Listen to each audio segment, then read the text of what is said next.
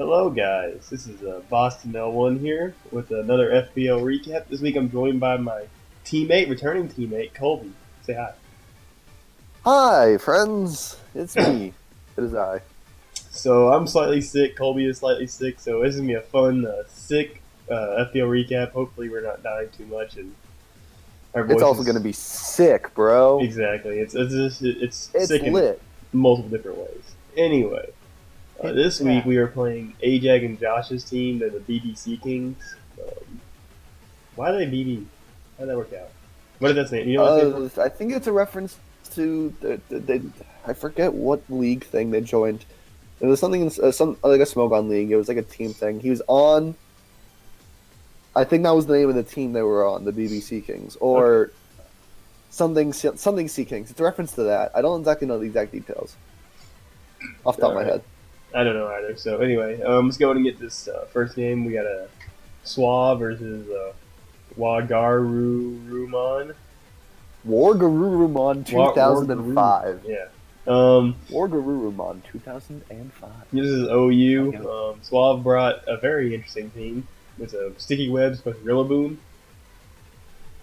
Rillaboom is not great because it just gets walled by Corviknight.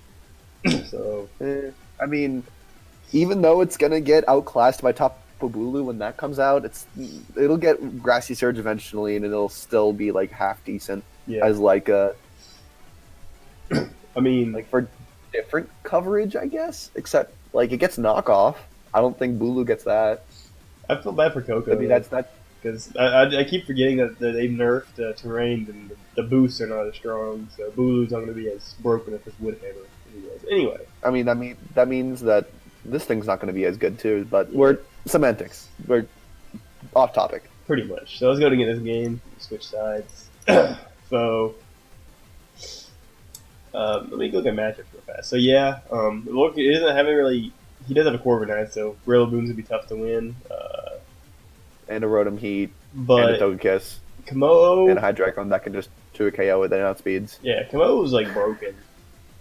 Because like Oh yeah, Colo's actually busted. Like on hyper offense, actually... they can just win. So it's like really crazy how good it is.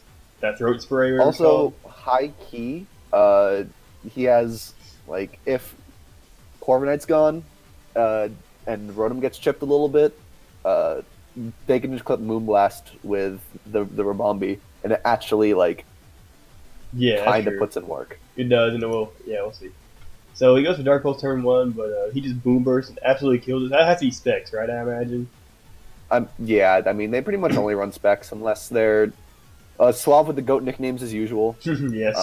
That's all I'm gonna say about that. But yeah. So this boy set up screens, and screens busted. Yeah. He can't nasty plot multiple times. He has to bull switch out. Nice nasty plot. I mean, a nice taunt on the second nasty plot. I mean, Grimmsnarls pretty much run the same thing nowadays. They just run frickin' screens, and that's it. Unless you're a crackhead and run the rest set, but yeah, he keeps taunting. I mean, right now he's just but looking to get spamming taunt, just not let things set up. He just wants to keep his screens up while preventing. Yeah, so this is kind of. I like the reflect there because I mean he's just been spamming moves back and forth. He goes hard, he goes hard into the Rabombi, but it's not set up screens. Just U-turns out into his own. Defogs away the screens, so this is kind of tough. Yeah, and also scouting for Ironhead helps because it's like usually Corviknights like to run. It's like since it's running U-turn. Then I mean they all run Roost. Mm-hmm. So it's running. It's one of those things that you got to scout if it's Brave Bird, if it's Iron Head, if it's Body Press, because they usually run one of the two. Yeah. One of the three, unless they're not running U-turn. Yeah, like Swallow. Unless they're like bulk up, and that depends. But so he goes into his Belly Drum Komodo. He does get the Salic Berry, but he does not. He is not. I don't think he's poison move or anything to hit Togekiss. So. If I recall correctly, the second move is Earthquake. So basically, this is mono walled by. Togekiss, yeah. Yeah, but I mean, it is what it is. We got chipped. That's all. But he can bring out into his toxicity here, which is clicks button. It does. Yeah, I mean, Boom Burst is kind of free. Like it chunks frickin' the other thing surprisingly well. Yeah. Like at this moment, it's Toxicity is no joke. Not even. It is absolutely terrifying. Yeah, at this moment it's looking kind of tough for Suave just because now this Rotom Heat also kind of beats this whole team mostly. Yeah. I guess it doesn't outspeed Bombi, so Bombi can at least Revenge Killer or try to. And then plus, I mean, I think it should do enough at this range. Anyway, I guess we're Sword Dance. The other switch. See what we can do here. Dark Slayer does half though. It's pretty not bad. I think it's a crit. And they're Iron Head, which means they're not Brave Bird. So yeah, we can just. But at this point, he can just roost off the damage. You got to get another boost if we're gonna try to KO it.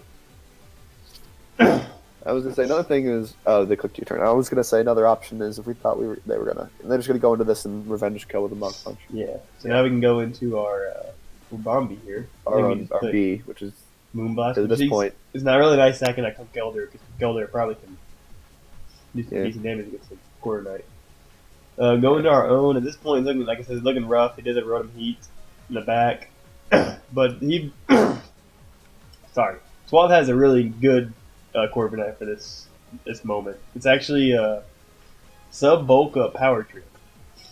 And that's going to come in clutch. This is going to be like a lot of wasted turns. We start skipping. So, yeah. Dodges overheat there, which is nice for us. We get a free bulk up. And he's going to start volt switching out and just kind of like trying to weaken us. But we can just keep subbing like whatever money goes out to because they can't not touch the Corviknight. So this is kind of free for us. Basically, whenever Corviknight is in, it's either a free sub, or if a sub is up, a bulk up, or a thing until we start spamming Power Trip, and then Because here we start using Power Trip, and it's gonna do like so much. Yeah. So, but it was, but basically, I can't freaking speak right now. My brain's half fried. Yeah, basically Corviknight won as soon as we put it into a position where, like that. Once we got in that position, I think the overheat in this was actually very big. Because I think that's what we actually set up the sub on. Correct? We set up a bulk up on it. No, we did. We set up a bulk up on it. Well, I'm like the very very first overheat. I know what we're talking about. I think it's turn 29. Yeah, see, we sub, and then he clicks. Okay. He clicks. Never mind. He clicks bolt. No, wait, never mind. Hold up. Go back again. Yeah, no. So we sub this one. We sub up. Okay, never mind. We just spoke up on that. So at the end of the day, that really didn't matter in the hindsight, in the grand scheme of things, because if they landed, it landed. It would have been rough. Yeah, I mean he'd be -2. We can just. We'd be able to probably live and set up another sub, or we would just power trip it down, and then we could sub or roost on the side toe. But then we'd be playing with burns. Yeah. I think in the scheme of things, it didn't matter. I just didn't know exactly what. Like I'm pretty sure a +2 here. I'm gonna just for curiosity's sake. Do you know exactly what his spread was? I'm pretty sure he had no attack on the Corviknight, right? I'm sure he doesn't have any attack. Yeah. Power Trip. Rotom Heat. Or Rotom Fan, it doesn't matter. Same thing. Quirky. Power Trip does 18 to 21. So that wouldn't kill. Yeah, so... It's fine. If he hit that, you break our sub. We could have easily just roost off the damage or sub. We'll probably just sub him again, I think. I'm gonna assume we were like... okay, so just so you know, a max, if we're just max HP and 0 SPDF investment, which I'm pretty sure we weren't, if they were no special attack investment, which they usually aren't, they usually just run max HP, max speed, -2 overheat does 42 to 50, and so which means it probably does less. I feel like we need it. I feel like this Corviknight just roosted it off, and then subbed on the Corviknight to click Volt Switch, or just roosted it off to click Overheat again, until eventually we'd even be able to sub on the Volt Switch. So what I'm trying to say is, that miss didn't matter in the grand scheme of things. We still won at that point, barring hacks against our favor, I like feel. crits. I mean, I feel like our Corviknight probably is most definitely maybe a little bit of speed, but it's probably has speed def investment just because you're bulk up. Yeah, Kind of like how. yeah, exactly. So like, regardless, the crit, the miss didn't matter in the grand scheme of things, Yeah. unless they actually they landed it and then they crit us. That was the only way we actually lost from that position, because of the way everything else was chipped and because of the exact set that we brought. Yeah. All right, we good. But anyway, we won this first game. Nickname Goat. Swab taking it Next down. game. Now we're going to go into RU as we were playing. What? Yeah, Brick Panda versus Brick versus Chuckster. Chuckster. Why is this Now- frame rate so bad? Sun is rough. I mean, this team kind of doesn't switch into it No, like at all. Our best answer to Sun is Salazzle and Pillow Swine. That's not great. Yep. And I Um, mean, Salazzle's ite, Yeah, but like it's not like actually bulky. It's like fake bulky, if that makes sense. hmm it's just, it's So not that it's- bulky at all. I mean, you'll see later in the game that this takes a lot for even Fire Blast and something like that from Ninetales. Anyway, this game started. This is Savali Fairy. Savali Fairy's not great in this match either, I don't think, because he can bring out Ninetales on it every single time. Anyway, so we really our Savali Fairy as he leads off with Ninetales. Like I said, this is going to be a tough position for us. We go hard in Salazzle, he goes Fire Blast. And look at my damage to this. It's 44. Yeah, and Ninetales like like strong. that's like a fake. I mean, it works. Like Mhm. it's a switch in by like proxy, but like we can't really switch into it too much. But since we're the scum set, we switch into it a little bit better because we can just protect off damage and stall. And if anything, we just have to stall it out of Fire Blasts more than anything. Mhm. This Salazzle also is sub-toxic, that set. Yeah, Kind of a pretty good and set. it actually puts in a lot of work versus Chuck's entire team. Yeah. I forget. Do we click toxic here? No, he just gets some Okay, I more, mean, yeah, that's the gets same some more thing. health back. I think I hope we click click toxic here. Please tell me we click toxic here. Yeah. Okay, good. Here we can protect again. I think he's going to click rocks though. Or he just Yeah. click flamethrower. It's fair. Well, There's a lot of damage, but we're flamethrower seeing on his sun. rocks. So That was a good play. A nice sun boosted. I think we protect here. No, we just flamethrower again. I guess we just don't really care if we get our sub popped because we were going to switch out anyway. Yeah. We just want to get as many things toxic as we can. I'm sure we click protect here to get more health. We either- we should have Oh, clicked no, protect we just to keep subbed. getting health, but it's what it is. Yeah, I what it mean, is. there's a reason not to. I mean, I guess if you wanted to save protects for later, Here question he mark. goes. Yeah. But I mean, think- there's not really any point. Maybe he thought he was going to switch, which is a possibility. Yeah. I think we switch here, and thankfully we're Sorali Fairy, so we actually have some form of switch into this thing. Yeah. It's now good super low, so it's really nice for our Yeah. Victor Bolt. It's And nice then I think we for, just click. Salazzle later. I mean, I guess. So we go into could have done Malamar that. here. I think we Wait, just wait, click wait. Superpower, which is pretty free. Yeah, I was like, can we pause for a second? I was just curious as to why we didn't choose to just click. Because did Parting Shot not kill? I mean, multi attack not kill from that range? Kill what? The Pillows one. No, probably not. Pilswine's pretty strong. Maybe with Toxic it will, but Pilswine is like really fast, especially on the defensive end with Violite. I feel like it'll at Do you least know live if one. we were max attack? Like what What? our set was What's up? on the Savali? I don't know. I don't know. Here, let me. It's somewhere in the. I'm sure Brick posted it somewhere. Actually, it's what we just posted. And it is loading. It's sword. It's a max attack, max speed. It's a Okay, offensive. so it's max attack Jolly. Yeah.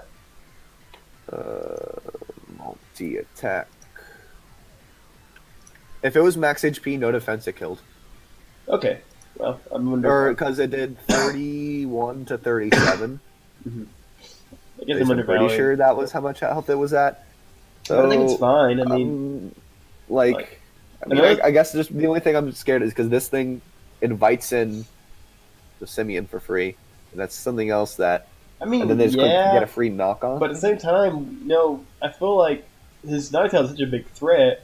If you just click Moist Attack and he goes hard in Ninetale, Ninetale is going to eat it up. You're in a really bad position as well. So, like, I feel like this is a fine play. Especially you start getting boosts up. You get a defense boost. That's fair. I mean, he's probably yeah, he just goes into Pessimian here. He probably just. Yeah. I didn't realize we'd eat that. Okay. I think we should have saved this. Never mind. Oh, yeah, we'll definitely eat it. The defense is pretty nice. I feel like we should have saved Malamar though. I know it's a difficult position because you get U-turn momentum, but like Malamar's kind of nice, especially for later games. You bring it out like on this thing again, you get another superpower attack, and then you still can live the next U-turn. I feel like saving Malamar is better than sacking it, but that's my opinion. Well, I mean, I guess it wasn't quite like sacking it. It's more like, oh, we live, we just get a free superpower off for Chip. Yeah, but the Simian's clicking U-turn 100%. You're gonna lose Malamar, so you are stacking it in the long run. I guess it wasn't quite as much of a sack as more of a. And I feel like, But here, let me see. I mean, it was a sack because you're going to die. yeah, I know you're killing another mon, but like you're gonna die. Let me see. Yeah. Let me see. Damage calculator. I just want to see honestly, how much. I think it would have been interesting to go to switch out on the second one, because if we think, okay, because we would live a knockoff. They needed to actually kill it because the superpower would probably kill the Simian. So there's no way they would be clicking anything other than U-turn there. What? No. It would actually be interesting if we decided to go into our. I was gonna say, never mind. Slazzle's too important to get Chip on it because I was gonna say that's like our only switch to Ninetales. This is. Never mind. Don't mind me. HP. Makes sense. Like. I'm just theory crafting at this point. Here.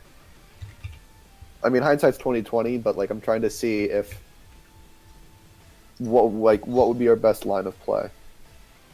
Yeah, because here's my thing. Like, if you save Malamar there, it also has Spadef invested, and it's pretty decently bulky in that regard. Like you save it later, you can keep killing mons with superpower, like the slow ones. It's not that fast. Yeah. And eventually you're gonna live a Fire Blast with Ninetales. So like, I think saving it was better for the long run, but they just sack it, and then now you lose a lot of offensive pressure or sweeping potential. Yeah. Yeah. I mean, What's the though? Because it's rest. Okay, it's rest throat chop. Okay, it's rest off. Yeah. Yeah. Anyway,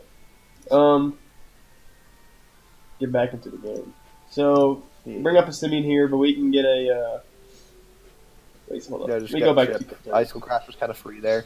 So just kind of as he goes into his Sigilith, and we can go into our Pillows line, threaten with an Ice Shard or Icicle Crash.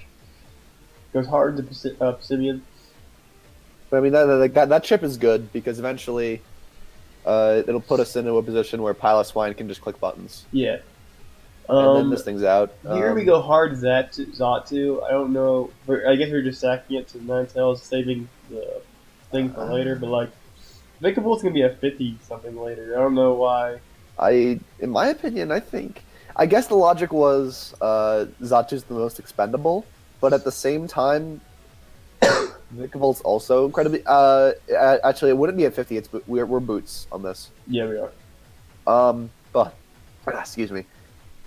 It's really it just comes to depend on like what we thought was the most expendable at the time, and I'm not sure if it was actually that or not. I like the crash and the switch. Yep, we make a good play there, and I think we just clicked Ice Shard. I would have clicked Crash again. I guess Earthquake would have played. Well, yeah, I would click Earthquake. Yeah, I mean, I like clicking Shard here just because either way, it's either chip or we don't mess around with a threat. I feel like they wouldn't. I feel like they wouldn't sack Leafeon. I think they would keep it. I mean, it's one of those things where it's like like okay, so it's like, and I'll get back to this in a little bit, but this I'm gonna call this a recurring theme. There's making a play, and then then there's also unnecessarily making a play, and I'm sure you know what I'm referencing. Well, yeah, but you're already in a tough spot in this game. I feel like because I was watching this game, and the first thought was they're gonna go with Simian here, take the Ice Shard. Yeah, and I thought you could. I thought Crash was a fine play. I know you'd be like, I know it's like, oh, you're risking your Piloswine, but I just saw this as being a you need to win your moves. If you're in a losing matchup, losing position. So I feel like Crash. I don't know. I feel like Piloswine was too important to risk there. So I think we do live on one though. We live, which that. Speaking of Piloswine is too important to win. Now we lose, I'm not sure how I feel about us sacking it there. I guess they just didn't want to click U-turn. They were scared of the switch out, so they just clicked Earthquake. Going to Vic, we're praying that they dodge Fire Blast. We do not. They die. And Salazar. I think the game was played really well up until that point. Like, I want to say that it would have been much better if we sacked the Vikavolt there. I guess at the end of the day, like, I'm saying, like, sack the Vikavolt, went into the Vikavolt on the Pessimian, but instead we sacked our... No, we're getting really lucky right here. Yeah, I mean, that was fortunate. But at the end of the day, we still... I mean, either way, the Leafeon would have killed us with Leaf Blade. But I think, like, in that situation where it would have been a speed tie. Yeah, but what I'm gonna is if they clicked when we had the Piloswine in on the Pessimian, I think that was like the misplay of the game. I want to say because I think like right here. Not okay, so like right here. No, I completely agree. We should have switched out. Because at this point, Piloswine can revenge half the things in the game. Right. Yeah, this is I agree. This is a really bad play, and I think we should have switched out. I was watching as well. I thought we should have switched out because we had a Vikavolt to go into. Like, we had Silvally was fine to go into at that point. Vikavolt was fine to go. I think Vikavolt was the most expendable. Just like I think because if they clicked CC, then we get a free Thunderbolt or a free Bug Buzz. Mm-hmm. We just get free damage. So I think since they did, I think that actually would have put us in a good. And if we were Volt Switch, I think clicking Volt Switch there was probably our best play because then we could have just Volt Switched out depending on what they went into, and we would have at that point. I think we were actually in a good spot, but because I mean, I'm sure they had a line of play in mind, and they thought that I feel like this was a 50. I'm going to chalk it down to I'm sure Brick thought this was a 50-50 between them clicking U-turn and close combat, and you get a 50-50 wrong sometimes. That happens. So basically, I'm giving Brick the benefit of the doubt, but I feel like. But like, no, you should still sack. You should still switch out because if they said that you do U-turn, then you go in the Vikavolt, they bring out Ninetales. You just sack the Vikavolt, go back into Piloswine, and then you essentially, as long as Piloswine is above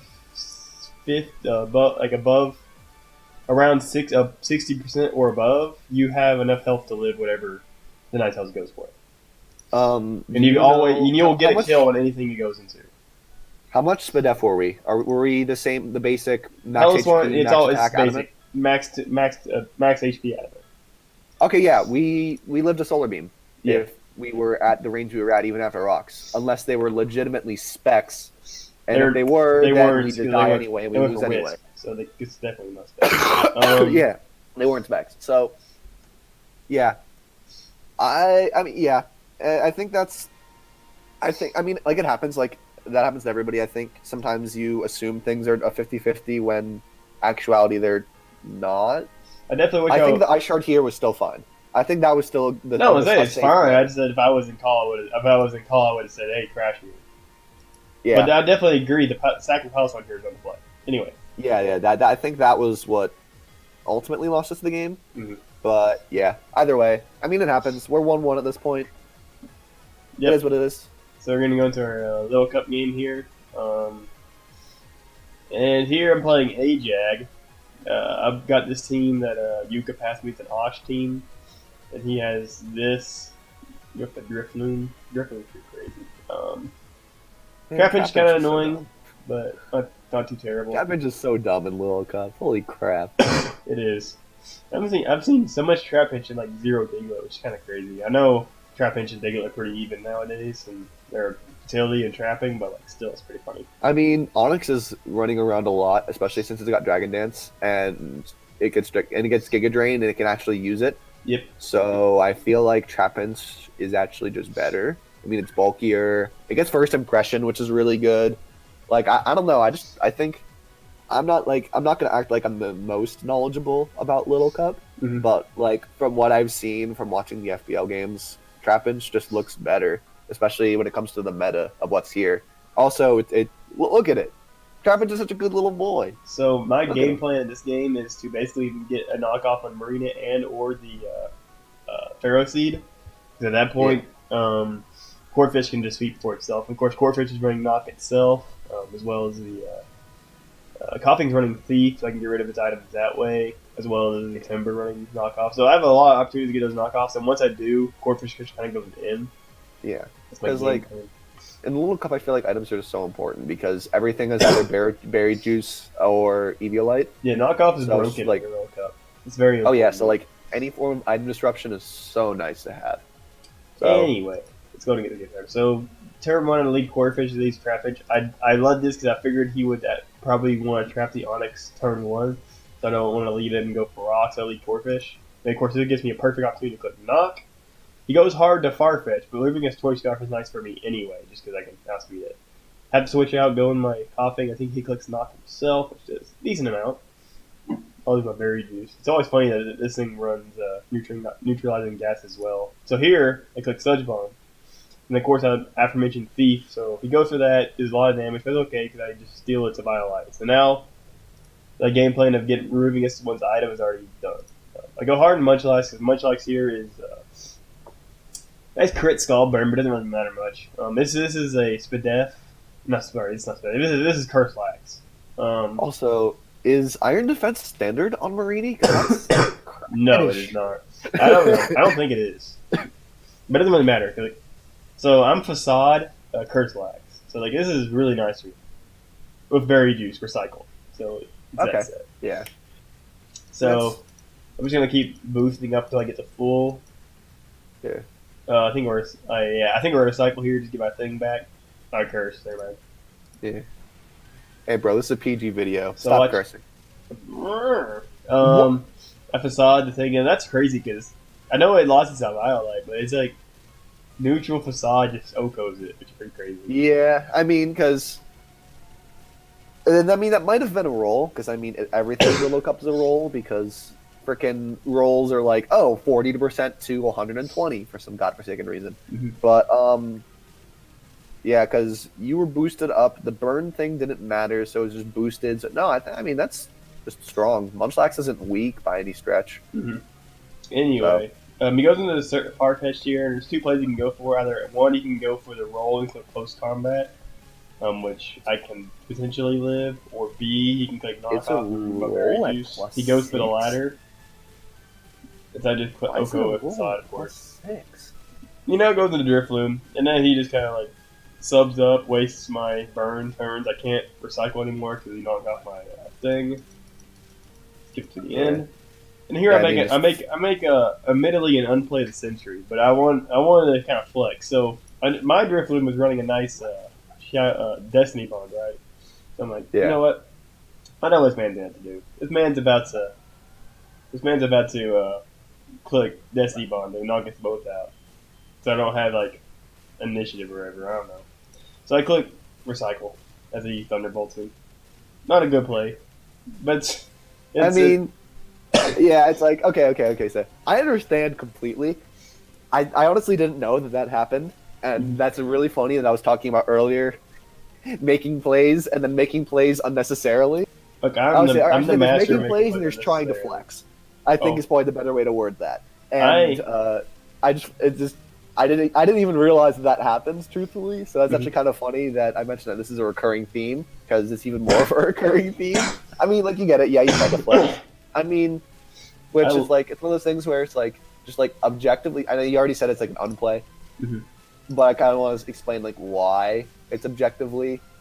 Yeah, because like at the same time, it's like either you kill the Drifloom and you die, or Like, you, yeah, or there's it no. doesn't have Destiny Bond. This and you is just the kill worst Drifloom. alternative to all the alternatives. If I just attacked, even if Yeah. he does go Destiny Bond, we're just reset back to neutral. So it's like we just pick where we're gonna sit on next. If he Yeah. doesn't click Destiny Bond, which he doesn't even have it, like, and then I don't have to sack anything. My sack is already in the field.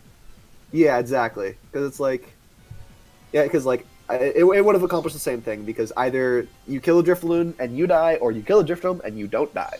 So I it's mean, like, it doesn't matter anyway because I can just go to Corphish here and just click a 5% life orb, like Aqua Jet, which is like nothing in Little Cup. Yeah, So but like, at the same time, though, it's like though I don't know if does he switch well, out here's here the or thing: back? like, people are making a big deal about this play, and I think this is like the most unnecessary. It was not really that big of a deal. I could just click Aqua Jet anyway. It wasn't the best play, but like, it didn't kill me. I just killed Aqua Jet anyway. So we get back over. Okay, so it's like He goes into Pharaoh Seed here, as I just go hard into my Timber, or no, sorry, I sack my Coffee. He just clicks Bullet Seed. He gets. because I think what would have happened if you clicked Fire Punch, you would have just gone hard. Ferris killed it with Bullet Seed anyway. Yeah, Or it's a Trap roll. Inch. He has to get 3 hits to kill. In that case, you probably would have gone into Trap Inch and clicked Earthquake, unless that doesn't kill. He probably would. He probably went to Trap Inch. Yeah, it probably killed. Yeah, so anyway, I go into my Timber here as I just kill it with things. So now at this point, my Quarterfish looking kind of nice. Here's play number 2. So this upcoming play was based upon the replay we had last week. If anybody watched that, was essentially Yuka, I think, Dragon Danced once, and then tried to kill Trap Inch, but his Trap Inch was like, I forgot what his Trap Inch was like. Sash Giga Drain. I don't know if it was Sash. It may have been Sash or it was Berry Juice. And so he didn't DD twice. He DD'd once, knocked it down to 92%, and then it recovered all its health back to Berry Juice. And then he sacked Agonic. So the play was that game was to click DD twice. Anyway, he's gonna go hard Trap and Shears. I DD once. Based upon what I did last week, I DD'd twice. And then I EQ, but it's a Violet this week. Also, he clicked the first impression to pop your Sturdy. I wasn't Sturdy anyway. I was Rocket. I was Rocket and Violet. Oh, well, true. Yep. Yeah, because I was thinking it would be the... I thought it would be the Sturdy... whatever, yeah. Yeah, Sarah Juice, but no, it's a pretty cool set, actually. You Violet Rockhead with Head Smash. Ooh. Anyway, so you go into Quarterfish here as I click Aqua Jets and knock out the Trap Inch. And here I'm just going to click Crab Hammer into Aqua Jet. Crab Hammer, kill Volby raw. And then if it doesn't kill, I can just click Aqua Jet after if it's weak armor. He clicks Dark Pulse. I thought I was going to get Flinch. I don't get Flinch, but I missed Crab Hammer. So at this point, I pretty much lost. I click this, which knocks him down into his weak armor. I do have one more chance to win. The BBloom does have essentially 5 rolls to live Dark Pulse, but I do not get it, and I lose. And Acrobatics, I think, kills with the defense drop. So, interesting game. Sigh. Big sigh. Unfortunate does not even begin to explain my series of events. Yeah, people can say I made the incorrect moves of incorrect plays at times this game, but I still set myself up to win with Quarterfish, and I lost with a 90% move, which I hate. 90% moves are horrendous. They feel horrendous to miss. If I miss a Pokemon Blast, if I miss a Hurricane, if I miss a Hydro Pump, I kind of expect it. Yeah. But when you're 90%, when your play rough miss, when your Draco misses, and you're this is just stupid. Why is the 90% move missing? Anyway. Okay, so yeah, it's what I feel like is the amount of times a move misses in order, right? Mm-hmm. You got Focus Blast, Willow, 90% moves, everything else. Mm-hmm. Even Pump lands more than frickin' 90% moves times. It's weird. I feel like every Granbull I've ever ran in my entire life, it misses play rough about 50% of the time. It's incredible. Yeah. I don't know why I have bad luck with Granbull. Bro, Hustle Granbull? That sounds kind of heat. Hold up. No. It actually kind of, it does. I'm not going to lie. It's actually pretty powerful. But anyway. So I lost this. We're now down 1-2, actually. Yeah, 1-2. No, we're 1-3 at this point. Moving on to the next series, we got. Wait! No, I don't think so. I think we're just 1-2 because we played OU1, we played RU, and then we played LC. We played our UU game at this point. We lost. Oh, that's right. I forgot we were showing that. So we're now 1-3. So now we have summary of. Actually, this is out of order. Yeah, this is actually terribly out of order. Because this game actually we lost a week to this game. I forgot. We were 1-3. I came to this game and we lost. This game happened before it. which is VGC. This is Yuka versus Frenzy. Yuka brought this very unique Inteleon team. Apparently, a buddy of his used it at a one of the locals, and they got top 16, I think, or one of the regionals. I forgot. So he wanted to bring it this week as Inteleon plus Fake Tears, Grimstar, which is really nice with the Hydreigon as well. The Snorlax is anti-Trick Room, and then the Rotom is there for being Rotom. Darmanitan, I don't know what Darm does in VDC, truthfully. Darm just does the same thing it does in the OU or in any tier. It just kills things. Oh, it just spams Scarf Icicle Crash? Yeah, pretty much. It's just a strong boy. It's kind of like any standard Scarfer. Okay, word. So, this game, it's tough because that Teleon is nice, but he has the Rotom, the Ferrothorn, and the Lax, which all can kind of deal with its thing. So, I think there's so many special attackers on this team besides the Darmanitan, which they have a Rotom Watch for, that you heavily depend on Fake Tears, Grimmsnarl, plus a special attacker to break through their team. That's like the biggest issue. This matchup is pretty tough for him.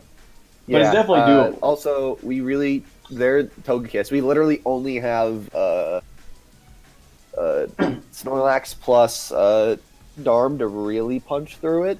Yeah, so I think it's a really hard matchup for us, just looking at it from straight. Also, Hitmontop does really annoying things, too. Yeah. So that's just... This matchup's looking rough, but... Let's go and get it started. This is game 1, so I think in game 1 we have you guys Helion plus Grimmsnarl. These Togekiss Hitmontop. I don't remember how this turn goes. We Dynamax and Helion. To be honest. I feel like they fake out... Okay, we fake out the Togekiss. They fake out... They bullet punch Togekiss. Okay, so this is that set. Which max air treatment at top speed. What the hell? It's Air Slash. So. Why? Oh, why does it get that? Okay, well, and then they just kill us. That's tough because losing Grimmsnarl now means automatically we lose our ability to break through whatever the special defensive mons are in the back, or just even breaking through Togekiss. We go into our own Darm. I don't remember what happened to it. In max yards, smart time. I think we doubled. Yeah, we doubled the Togekiss, which we got that play pretty well and pretty hard. I mean, so okay, so I don't know the rules. If that didn't kill, if that makes sense, but if that did, wait, what didn't kill? Okay, so just like maybe I'm overestimating Darm. How much do you think he's gonna kill? I'm an OU player. I want to see something. Does Raw Icicle Crash just kill through Dynamax? I'm gonna actually check because I want to say maybe I'm overestimating Darm. I probably am. I just want to see. So I don't know if it's. Do you know if it's Adamant or? I have no idea. It's definitely Choice Scarf. It's probably not. Okay, well. Okay, if it's Adamant, then it doesn't kill. So okay, that's fine. It doesn't kill. Yeah. Oh yeah, no. If they're like defensive. Like, if they have defense investment, then it doesn't kill. Yeah. If they don't have defense investment, and they just have HP investment, it is, I think, a roll, but very much not in our favor. So, okay, that play, like, makes sense, but at the same time, it's like, I guess, it is what it is. I think that play was fine in the grand scheme of things. I feel like that term was really hard because if we clicked Icicle Crash on the Togekiss and Max Geyser on the Hitmontop or the other way around, then we would have killed the Hitmontop, and if they didn't protect, then we still would have lost the Darm anyway. Yeah, so, but like still, I mean, you have one more down. I think I agree with your play, but like. Yeah, I got you. I think attacking Hitmontop is fine with the Inteleon. I think that's a better play. Yeah, I feel like spreading it out would have been fine because at the very least, like regardless, if they don't protect, then we lose Darm. If they do protect, then we literally just win that turn, like win that interaction. So at this point, we just lose, I believe. No, we definitely. The Blizzard's nice. Yeah, they just click Belly Drum. They have mystery turn ups. We can't even like freeze them. Yeah, and I mean, I don't think... they have Ferrothorn. We just lose at this point. We just click Blizzard, not show any other moves, and yeah. So this is gonna be a I- trend moving forward where our player double attacks into protected mons. You'll see in the next coming game, but yeah, kind of run it back with this. Of course, we run it back because it was VGC. And I think this time we lead. We lead the same leads as before. Inteleon with Grimsnarl yeah. I mean, I feel like that's like kind of like the lead for this team. because they lead Togekiss Hitmontop, so it's the same setup as last time. But this time I think we fake out the Hitmontop. No, we don't even fake out. This time we click fake tears. This is the first time we revealed fake tears, and it just straight up dies. So this is where fake tears is really nice because it just you can see how much it breaks through the team. Like that was just a lot. Yeah. So here's another time we double into other protection. I mean, that's it is what it is. Unfortunately, we live that because Hitmontop is weak as piss. So yeah, but we're gonna do it again. I think we're gonna go fake tears in the Ferrothorn. If you try to double protect, but we found a way in Ferrothorn. Okay, max out there. This is a good play. Yeah, I like that. So we're regular Inteleon, but it's fine. I think we're just gonna fake tears of Snorlax. Yeah, and then double attack into it. That's Ferrothorn. Click Power Whip, knocks us out. It's fine though because we can just go into our Hydreigon and just keep fake tears of it up. I think we're gonna fake tears in the Snorlax again. If we do, we click Draco and just straight up dies. So it's like fake tears is a cool move. I love fake tears. It's sick. Sick tech. Mm-hmm. Yeah. And then at this point, it's 3 versus 1, and we can just kind of chip it down with fake tears for eventually Mr. Man or Curse. I guess that's what he meant by anti-trick room. So that's cool. That's a cool tech. So I think this is Earthquake or something. Anyway, just bring out we just killed it. So yeah, that was well set up. Fake tears is that's where fake tears just showed up as being really nice. We were able to pull that game through, but so we can do it. Now at this point, we're game 3. We kind of showed our hand with kind of what the team is kind of based around. So at this point, we kind of know. I mean, Frenzy didn't really need to show his hand because we kind of know what his team does. Mm-hmm. We haven't seen what the Arcanine does yet. I mean, Arcanine's probably the same thing that always is, just Intimidate plus like Snarl. Well, it's like things. It could be Life Orb. It could be bulky. It could it could be AV. It could be Life Orb. It could be Willow defensive. It could not be like it does have some variance. And if it's AV, it's not protect. So that I don't see why he is almost entirely special. Like that kind of does matter. The only thing that Arcanine is really good in this matchup for is against the Darmanitan. I don't see why you'd bring it because he also has a Hydreigon which kind of walls it, Inteleon which beats it, Grimmsnarl which just lowers the stuff. I'm just saying based off of what we know about each person's teams at this point. That's really all I'm getting at. I can see Rotom Tree good break though just because of Inteleon. I'm gonna pause the video for 1 second. Be right back. All right, we back. So this game, I think I'm just gonna spoil it. We lead the same lead we've done every single time before. I feel like this is when we should have mixed it up and led Grimmsnarl or Hydreigon. Because at this point we're pretty predictable. I feel like Frenzy will end up leading Rotom, which puts us behind the 8-ball immediately turn 1. I think he also leads a Ferrothorn, so. He pretty much anti-led Inteleon turn 1. I feel like if you led Hydreigon here, off rip, your positioning is so much better than it was right then. Yeah, and I think that's kind of. It's. Yeah, I guess it comes down to what you think they're going to do. So yeah, I just feel like you probably thought that he was going to lead this. They were going to lead the same thing, but they thought we were going to lead the same thing, so they just anti-led our same lead that we've run. Yeah, so it's more of you still got to take advantage of what you're doing, and you can't if you run the same thing over and over again. I know I did it last week, but no, I didn't. I switched my leads a good bit. I just feel like you can put yourself in a great position by leading differently. I know he brought Hitmontop twice before, but I don't know. I feel like switching up the leads is a better play, especially if he did, it would have put him in such a great position right here. But now he's kind of behind the 8-ball. He down to max the Rotom as he protects the Ferrothorn. Now we didn't lose a lot on this turn just because we did switch out into our Hydreigon. So all we really did was take some damage. So we're gonna fake tier the Rotom as we just max Flare the Togekiss as he switches out. Which is a good play on his part. But now we can fake tier Togekiss and try to kill it. But he literally lives on 1%. He is 1% away from dying, and if it died, we've been in a very nice position. I don't know what the calc is. I'm sure there is a role to kill us if it just happens to level 1% every single turn, but like, Yeah. we don't. We end up getting mega hurt by the dazzling blade. So we love Grimmsnarl, which of course we're losing Grimmsnarl hurts us because we just lack kill power without it. No, I mean that was a good play. Yeah.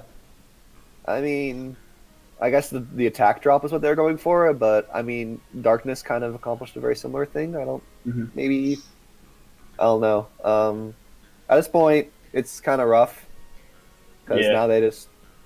I guess they. Oh, wait, that's right. We switched. Pharaoh's gonna live whatever you go for too. It's kind of tough. Yeah. So like we have to. Yeah. We had to. All right. Superpowering the Rotom slot. That's good. Gets a Citrus Berry. It lives that. Fun fact. This is one thing cool. I think about telling you. Snipe Shot actually ignores Ally Switch. So, fun fact because you didn't know that. That's cool. Yeah, it is. I actually did not know that. Makes sense too. So at this point, we're just our Darm's like super weak. Our Inteleon is walled by the Ferrothorn. It's not looking great. We're going for a freeze at this point. We don't get it. They click Thunder. Yep. That actually feels like a misplay. I mean, it didn't matter because I mean, I feel like because it was already super weak. I feel like killing the Inteleon was also good because at this point, they just Gyro Ball, Thunderbolt, and kill us anyway. But at the end of the day, though, it didn't matter. The lead setup was unfortunate. I think the quote unquote roll was probably bigger because we brought ourselves back almost. Yeah. So I think the game 3 was played really well in both parts. It was just kind of unfortunate. The thing is with VDC is though sometimes you just lose on lead, and we almost brought it back despite pretty much losing on lead. Yeah, because the turn 2 was we didn't lose much from turn 2, which is very nice. But the thing is that you're not getting that roll kind of sucked. But I think leading would definitely you would not put yourself. You'd be in a better position regardless. Anyway, so now this is when we went 1-3. A week's already lost for us because I played next and lose. I had to bring it back. I played last. If you want to go in order, so let's go with Ubers first. This is Hero versus Spazame. This game is not as long, if I remember correctly, as last time. It's not a typical Ubers game because we got a Dracovish in that. Yeah, we got a Dracovish. But this is a funny turn. I don't know exactly what this is. I assume it's Darmus. By the way, people they're talking to the other team. This Darm must be Choice Band. We are also Choice Band Adamant Dracovish. So this is like two strong boys turn 1. Hero calced it, said he thought he lived. ISO Crash. But it doesn't really matter because they miss it anyway. We just click Fishious Rain and just straight up kill the Darm, which is very nice. They were all very mad about it because they're like, oh, why do you sack Dracovish? But he said he calced it, he thought he lived. Unless he's missing something. Anyway. Brings out Eternatus, which can basically force it out because we're blocking the Fish move. Shout out to Fish move. We're going to go to Tyranitar, which of course beats Eternatus 1-on-1. This Tyranitar is toxic, but this Tyranitar is also like something stupid like Rest, which is pretty cool. Also, I think they run. I mean, T-Tar has done the same thing in. Yeah, this is funny. So you notice a Ditto comes out, but the Ditto is still a Ditto by the end of the turn. He brought Limber Ditto. He forgot to put it at the ultimate flex. This is funny. So he's forced to transform here as we go to Dracovish, and now he transforms into our Dracovish, and now we're kind of a spooky situation. Switch out into Corv, but I think he just clicks Fishious and just straight up almost kills us. You click Fish. You have a Dracovish. You click the Fish. Yeah, so that's fair. I'm sure he thought he was going to go for Dragon move, which I wouldn't blame him because there's a Dracovish in front of him. We go into Eternatus here, knowing we can take Fish move. I mean, try to sub, but it's going to break our sub most definitely. Oh, never mind. What in the world? It's Scarf. It's not Banded. Ah, you're right. Still, though. Okay. Also, Eternatus is a piece of shit. And Pressure. So they struggle. So we just stall them out, and it dies. Yeah, get a recovery here. Yeah, we just do basic Eternatus things. What a Standard. Do we click spikes here? Goes to Mana Buzz, he go Dragon Pulse. Get some damage. Oh, we don't have Click spikes. What do we do here? Click Dragon Pulse again. Get it low. I mean, yeah. Well, I think we force it to Roost here. Metronome too. That's pretty cool. Go hard Gregovish on the Roost. Now we can click our button. Yeah, now we just click buttons. Goes in Charizard, which is big boy. Also, Charizard non-boots. That's pretty scary. Interesting. I guess he does a Mana Buzz, which is pretty decent removal, but like still. I mean, goes in his own at this point. I think we just go into our Tyranitar here. We wall it. Standard. Yep. Ubers.gxe. And now we're going to just click Roost here, get our health back. Then he goes into Mana Buzz. Mana Buzz is an interesting play. I guess, yeah. I guess he didn't want to click Earthquake, so that's a smart play. Going to Dracovish is we're going to probably take anything he goes for. But he click U-turn, which is smart. He goes into Zacian, which is broken. Got speed. And it's going to kill us, but it does not kill us because it misses. I guess we just try and sack, and then they mauled, and we laugh. And everybody's mad because now we've dodged 2 moves. The Dracovish has dodged 2 moves. This is obviously a bright powder Dracovish. And I don't get why they were mauling so hard when they literally already won the week. Yeah. Well, it's yeah. Shout out to Ajag, by the way. He's Resident Mulder. I appreciate that man. I love that man to death. Anyway, so this Ditto's now just gonna sweep. Now we win. Yep. So now we're 4-2, and we're hoping that we can win the week, or not win the week. We're hoping we can make it close. 4-3. 4-3 is not a bad week to lose. Yeah, 3-4. And so we just killed the turn as a Dragon Pulse, and we won. Yay!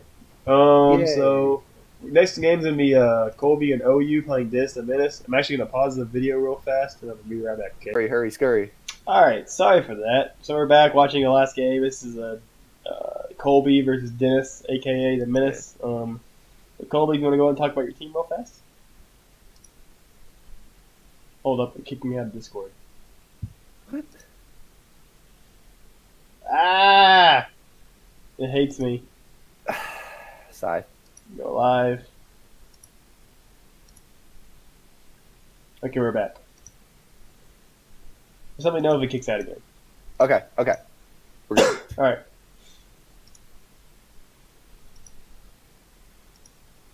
So, Colby, go ahead. Okay, so basically, I didn't know what I want to bring. This game was for Pride and differential. I had no idea what I wanted to bring. So I'm just like, all right, I'll just, sure, this team. And this team's something is, a friend came to me, an IRL friend came to me, and be like, yo, can you help me out with this team? So I changed this up a little bit, and then I got a little bit of more advice from the boys, and then after that, it kind of turned into this. I thought the team was, okay. I wasn't, ultra confident in it, but I didn't want to bring, a super, the secret weapon teams in the back kind of thing.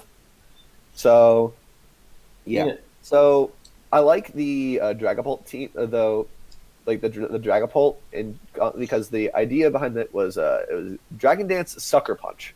Okay. Because Sucker Punch at +1 kills any priority user that would revenge it in this team, normally. Unless it's Swine.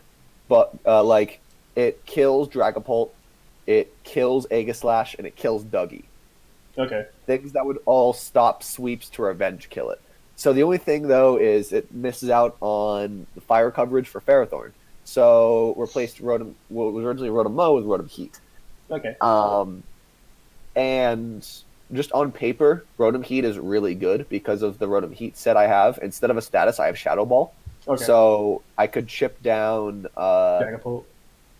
Well, yes, Dragapult. And also, it actually doesn't get hard-walled by... it +2 Shadow Ball, 2-hit KOs, or almost 2-hit KOs, Seismitoad. Okay. So it's there. My Rotom Heat is important in this game, as is my Dragapult. Those are my 2 win cons. His Rotom Heat poses a very real threat to me, as does his Hydreigon, potentially, depending on the set. Looking at it, it was just me and Brick this game, and my brain was half fried because this was at like the height of my sickness. Yeah. Like, so my brain was half fried, but at the same time, but like, yeah, I'm not gonna let that like excuse the way this game went, but it is what it is.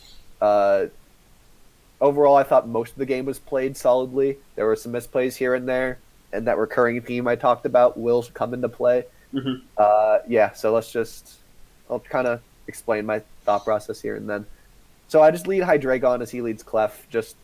There's a safe lead. Just click U-turn, get out of there. Go into one of my 2 switch-ins, and he just clicks Moonblast. So I just wanted to heal off the damage, see what he goes for. So that's the Life Orb, I assume? Yeah, that's Life Orb damage.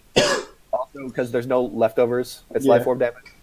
I'm also like a bulky Life Orb with a lot of speed. Like, I'm timid, almost max. Okay. So yeah, just them going into Rotom was incredibly safe. I just clicked because spikes really don't do anything this game because like for what it matters, the 2 things that matter that need to get Spike Chip literally are immune to spikes. Yeah. The Seismitoad can get chipped down by everything else, and the thing is, I need chip on the Clef and chip on the Mandibuzz for Dragapult to win, and I can set up on the Rotom. Or I could set up on the Seismitoad if I just get a little bit of chip on it. That was my win con this game. But also another important thing to note is because of the U-turn damage and later damage, they're like very much Fizz Def. So they're like Fizz Def and Life Orb. So we'll kind of find out what that means later. I'll just spoil it. They're Calm Mind. So they're like Calm Mind, Life Orb, very defensive, if I recall correctly, because of the calcs with the U-turn damage and more damage we'll find out later on. So at this point, like, I didn't want to stay in on the Ferrothorn with their Rotom Heat, so I just switch into Clef because that's really my only switch in this thing. They make the obvious play and click U and click Volt Switch. They just get up rocks for free, and I think I just get up my own rocks here, or do I just move my chip? I think I just click rocks. Yes, I get my own rocks here. So at this point, I just go into Mandibuzz because it's fine. Because at this point, if you just pause real quick, at this point, Mandibuzz really doesn't do anything. Like, I really didn't care about my Mandibuzz at this point. I just wanted to remove items. So I wasn't really super hurt that he tricked it. But now he's Heavy Duty Boots on his Gengar, which is kind of funny. So that now that hazards mean even less now because he's Heavy Duty Boots Rotom, because they all are. Magic Guard, Heavy Duty Boots, and then Heavy Duty Boots on the Mandibuzz as well. So it's like only hits one Mon now. Yeah, exactly. So spikes are useless this game. Ferrothorn and Mandibuzz at this point in the game are as useless as they get. So at this point, I'm just like, I want to click Knockoff. So I just click Knockoff. I think I click it again in case they switch because, I click it again because don't care if this thing gets toxic at this point, even a little bit. So now I think I just like, fine, I'll go into Clef here. I think I get chip, or I think I heal up because I need it. Yes, I heal up because I need it to be. They double into their Rotom, which is a good play, and I think if we wanted to get more offensive, so we figured they weren't going to stay in with the, or thought they were going to click Volt Switch. So we just, I can't forget. I wanted to get more offensive momentum, so we went Hydreigon instead of Clef. Okay. They went to Mandibuzz instead, so we just clicked U-turn. We got Iron Barb's chip, which is nice. I think this is the turn. Is this the turn? Yes, this is the turn. Okay, so remember what I said about making plays and trying to flex? The difference between the two? Yeah. At this point, I'm just like, there was just something in my head. I was like, I want to click Power Whip. I really wanted to click Power Whip there. And I was just like, okay. It's like, they think that, like, say, they switched last time. They think we're going to switch this. They think we're going to stay in this time. Or what's it? They're probably going to click Volt Switch again because we just switched out last time. So I'm like, okay, I'll stay in this time. I'll click Power Whip. Because, like, in my head, I was like, Ferrothorn's not super important. But at the same time, it's kind of nice for Gengar. So in hindsight, I was at this point I was thinking that fair. So okay, Here's let me my slow thing. down for a Here's second. my thinking. Like, I feel like them clicking overheat with no drawback is you can just go into your high dragon or like your dragapult. You still get damage off of both of them, like rocks and plus Yeah. that. And then you can just The switch only out thing into your is though, Mandibuzz or your Clefable, which literally beat both. I think there was a pretty no drawback play for them. yeah, true. When like at this point, the only thing is though, I was just incredibly scared that they would go. Oh, we can't risk the Dragapult yet because we don't know what status they are. Mm-hmm. Because usually they run status, especially when they run Volt Switch. So basically, um, yeah, like the standard set for Rotom right now is just Nasty Plot, Volt Switch, Overheat, and then Thunder Wave or Willow. Mm-hmm. I like running Discharge and Shadow Ball personally, but that's just a me thing. Um, so I mean, yeah, like at that point, at this point I'm like, I just really want to click Power Whip here. That's not a play I would ever make ever in a Mm-hmm. like if we were 3-3 right now, I would have switched out every single time. Yeah. I just want to put that on the record, but off the record, I just really wanted to click Power Whip there. I'm like, hold up, this is gonna go crazy, and I died. All right. So it is what it is. At this point, we go into Rotom because it was free. I think we just clicked Nasty Plot, and we calced it. We lived the Scald, so we're like, okay, we'll just get this out of the way, so we'll just chip it down. We live, and we just kill it with Shadow Ball, which is good. And then they just go Gengar, and this is where having a Ferrothorn would have been very nice because Sludge Wave 2 KOs us. And at this point, I was like, Manabuzz doesn't care. If they choke and they switch, we click Knockoff, it's great. It's whatever. We go Hydreigon. At this point, game's looking very hard because they still have a Manabuzz that hard walls us. Mm-hmm. I think we just didn't want... There was a 50-50 between clicking the frickin' Dragon move and Dark move. Mm-hmm. At this point, we just kind of do what we have to. At this point, I think we thought we had to hope they clicked U-turn there. I think that was our line of play. Now they just go into their own Rotom, which is fine. I think now we just go back into our Hydreigon and they click Volt Switch. Yeah. At this point, the game's like really hard. Mm-hmm. Like really, really hard. They go into their Clefable. We have to click U-turn. And this is where they start clicking Calm Mind. Now, just speed through this. Basically, we try to sack this. We get a lot of drops here, which is actually really funny. And we just needed to get this. We're hoping we can get this as chipped as possible. You really did get a lot of Basically, drops. just put it in range of Steel Wing, and just stall it out of stuff. Mm-hmm. And we put it in range of Steel Wing. We kill. And then they go into Hydreigon. I think we double into our own Hydreigon because that was like a no drawback play for us. They go into Gengar on the sack, which is really good. And then they think this is where they go. Yeah, they go Mana Buzz and they would just Mm-hmm. But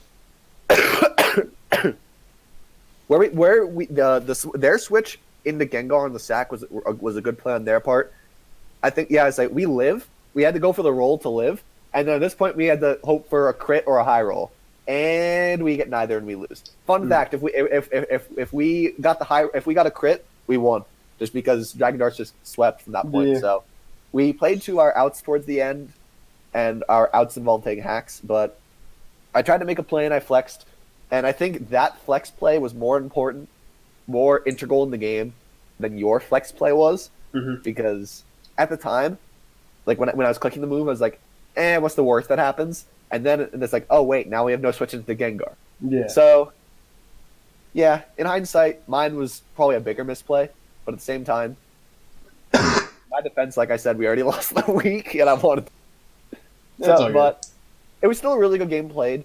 Dennis's team was really good, and they played really well. So I'm not hurt about it. His team is sweaty as shit, though. I'll say that much. Yeah. I mean, my team's not very unsweaty either. I still have frickin'. It looks standard. Yeah, it's pretty standard with some like little things in there. Like I was like it's offensive Stealth Rock Clef, and like I say, I don't think a lot of people run Shadow Ball. I have not seen Sucker Punch on DD Dragapult ever, and I think it's a cool tech. if your team handles Ferrothorn well enough, team does, because literally everything can either hit it or chip it because I'm actually body press on my own Ferrothorn. Mm-hmm. Is Clefable? I guess I assume Clefable's fire move. Fire, yeah, it's fire move because So you just lure it too that way. Yep, makes sense. So yeah, I mean it is what it is. Yep, came close, but in the end we lost the week 2-5. Tough for us. We're gonna try to bounce back this coming week as we play Electric's team. Slacking's the best wins, I think, of their team. I honestly don't know what the team's called. I just know I play Electric in GC. That sounds like fun. I play Mort and LC.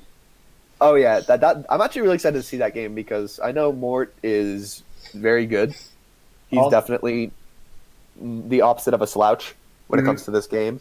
Although I'm curious to see how well he does when he doesn't have the ability to use a Volcanion. So, I mean, Volcanion didn't always win the games, but he still has to figure some mess out. I get to play. This week, hopefully next week, I get to have Fee on the show. So the Fee on the recap. He is on the other team. Rest in peace, Fee. Poor guy. But anyway, thanks for watching.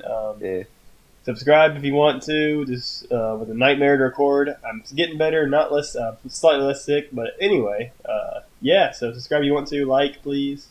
Say hi in the comments, and goodbye. Make sure to smash that like button if you enjoyed, and you have a fantastic day. Okay, goodbye. I'm leaving.